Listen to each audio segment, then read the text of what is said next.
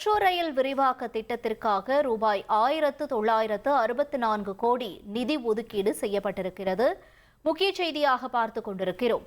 விவரங்களோடு இணைந்திருக்கிறார் செய்தியாளர் பாஸ்கர். பாஸ்கர், வணக்கம். முழு விவரம் என்ன?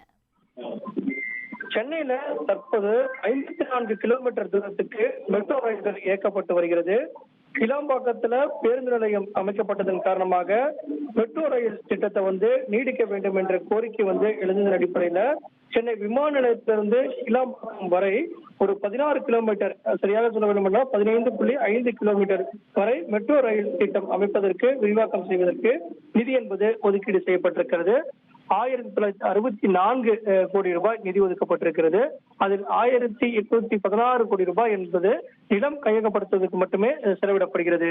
இந்த வகையில பார்க்கும்போது இந்த சென்னை விமான நிலையத்திலிருந்து கிளாம்பாக்கம் பேருந்து நிலையம் வரை அந்த மெட்ரோ ரயில் திட்டம் என்பது அமைக்கப்படும் பட்சத்துல ஒரு 13 ரயில் நிலையங்கள் அதனிடையே வருகிறது. சென்னை விமான நிலையத்திலிருந்து கிளாம்பாக்கம் 15 கிலோமீட்டர் தூரத்துக்கு அமையுள்ள மெட்ரோ திட்ட விரிவாக்கம் என்பது விமான நிலையம், பல்லாவரம், கோதண்டம் நகர், குரோம்பேட்டை, மகாலட்சுமி நகர், திருவிக்கா நகர், தாம்பரம், இரும்புலியூர், பீர்க்கங்கரை, பெருங்களத்தூர், வண்டலூர் அறிஞர் அண்ணா விலங்கியல் பூங்கா, அதைத் தொடர்ந்து கிளாம்பாக்கம் இதுவரை இருக்கக்கூடிய மெட்ரோ ரயில் நிலையங்கள் அமைய உள்ளது.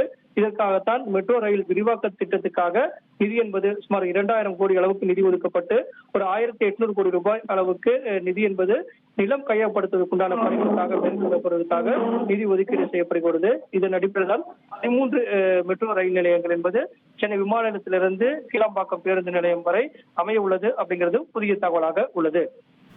தகவல்களுக்கு நன்றி பாஸ்கர். இனி செல்லும் இடமெல்லாம் செய்தி.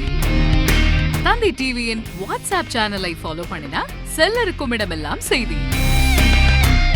இதோ QR கோட், இப்பவே ஸ்கேன் பண்ணுங்க, ஃபாலோ பண்ணுங்க.